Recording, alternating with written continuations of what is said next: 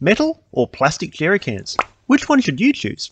Welcome back to The Muse and Greg, where I provide independent tips and reviews to help you get the product that's right for you. If that sounds useful, please subscribe and hit the notification bell so you don't miss my next video. We spent the past 3 years travelling around Australia with our caravan, and we took metal and plastic jerry cans. Now, I'm a pretty old school guy, and I typically prefer tried and true products with a long track record over newer, potentially unproven technologies. So I started off with metal jerry cans, a design which dates back to the 1930s military days. But having used all of these jerry cans dozens of times, I've come up with 5 reasons why I actually think plastic jerry cans are likely the best bet for most people. Number 1. The weight. Plastic fuel cans are lighter. I filled one steel and one plastic can with exactly 20 litres of diesel and chucked them on the scales. So the jerry cans are fueled up now. Let's weigh the plastic one first. A 20 litre plastic jerry can weighs about 18.5 kilos. Oh, it's definitely heavier. While the metal one is 21.5. Now, that difference might not sound like a lot, but I can tell you, you can definitely feel the difference, especially since you have to lift it up to chest height and hold it there while the fuel drains into the tank. Number 2. The nozzle. Plastic cans usually come with a flexible pouring nozzle, which in many cases stores inside the fuel can. This means it's always kept with the fuel can, and if it's stored inside, it also stays perfectly clean of dust. You unscrew the cap, remove the lid disc, flip the hose around and replace the cap, and you've got yourself a nicely sealed hose on the can. The flexibility of the plastic nozzle is another bonus, as you can get the end secured in the fuel filler before tilting the whole can up. What are the issues with the steel version? Well, it's quite a list. First of all, you have to buy a nozzle separately. That's another 15 to 20 bucks on top of the cost of the can. Then you've got to store it somewhere nearby and make sure it doesn't get lost. And I can tell you from experience that it's just a matter of time before they end up separated and you're stuck trying to fill up. We took our Pajero across to Fraser Island a while back with a 20 litre jerry can from our caravan's front toolbox, but only realised once we were on the island that we'd left the nozzle behind with the van. Fortunately, we didn't need to refuel that time, but it just demonstrates how easily it is to get them separated, even when you're trying to pay attention. Typically, nozzles on the steel cans like the one we have aren't flexible, which makes them a little bit harder to get into position and a bit more susceptible to spills if you move the can around while you're pouring, although you can now get some steel pourers with flexible nozzles. Because the nozzle's not stored inside the can, chances are it'll get dust and grime inside it, which you're going to want to clean out before use, and they can be a little bit tricky to clean if you don't have the right size rag. They've got a replaceable thick rubber seal on the bottom of the nozzle. It's good that you can replace it, but it can also come out without you noticing it, and you'll find it leaks like crazy next time you go to use it. Since you're probably not going to have a spare right there handy, the nozzle then becomes unusable. And the last issue might be unique to ours, but the cam lock on ours didn't stay firmly secured onto the can, so it dribbled and always risks falling off during filling. This meant I had to hold the clamp closed with one hand while taking the additional weight with the other arm while pouring in fuel. This just added to the frustration of using the steel cans. Number 3. Now, my number 3 point was going to be that the fuel drains faster from the plastic cans than it does from the steel, presumably because the plastic ones have got a breather on the top. But when I timed it, they actually both took exactly the same time, 84 seconds to empty 20 litres. What I can say for certain is that it always definitely felt longer with steel cans, but this just underlines how much of a difference that extra 3 kilos makes. Now, where were we? Number 3, the rule number 3, the capacity. Now, these are both nominally 20 litre jerry cans, but the metal ones have got less space between where the top of 20 litres of fuel ends up sitting and where the spout is.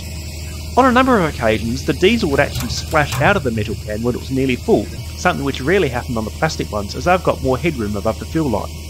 This also meant that with the metal ones, the shut-off valve on the pump would often activate before it contained 20 litres, so I had to fill the last part more slowly and with the nozzle nearly out of the can to get it to keep filling without overflowing.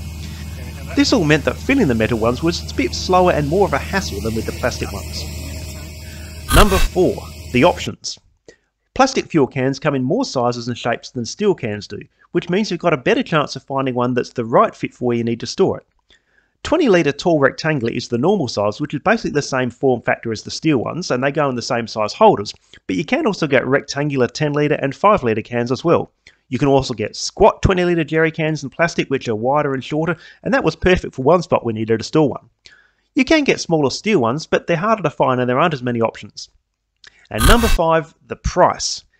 Plastic fuel cans are a lot cheaper to buy in the first place than steel.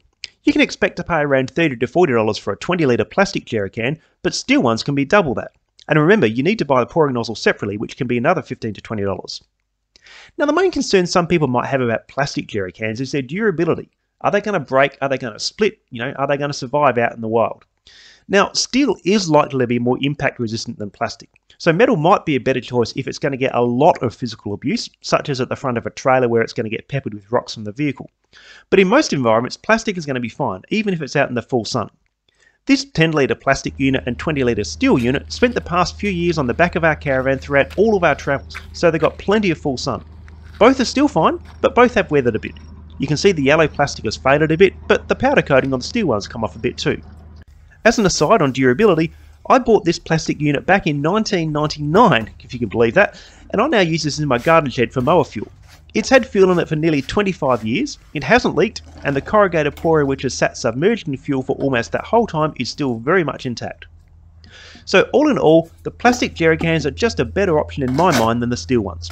They're lighter, they're cheaper, they're quicker and easier to fill, they come with a flexible nozzle, and there's likely to be a size and shape that's what you need. And these all meant that when it was time to refuel, I always went for the plastic jerry can over the steel one if I had a choice.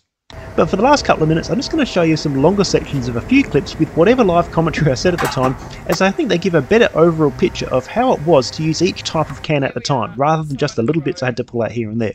If you don't want to stick around, that's fine. Before you go, if you found this helpful, please do like, subscribe and share it on your social media so others can enjoy what you have. Now sit back and enjoy.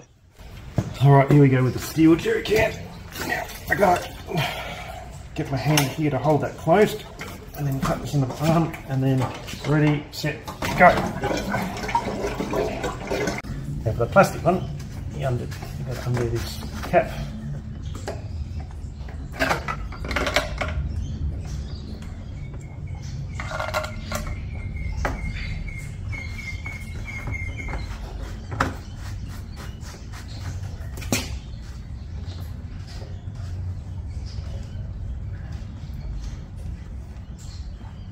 You don't really need this breather side up to the top. If you've got a jerry can that doesn't have its own breather, this will help the air to go back in, but this one's got a separate breather. This cap you just got to keep somewhere safe. Undo the breather. Now we're ready to go. Okay, here we go with the plastic one. It's not as heavy because the funnel's flexible. Get it into position and then go.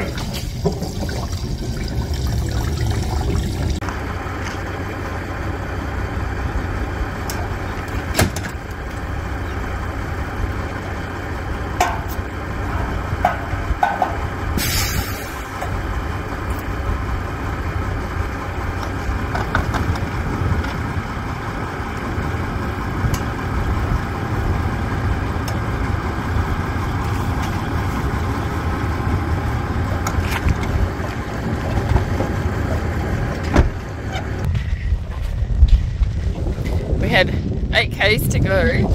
We almost got there. But, yep, here we are on the side of the road. In the middle of nowhere. In the bush. No, really, the bush is rubbish.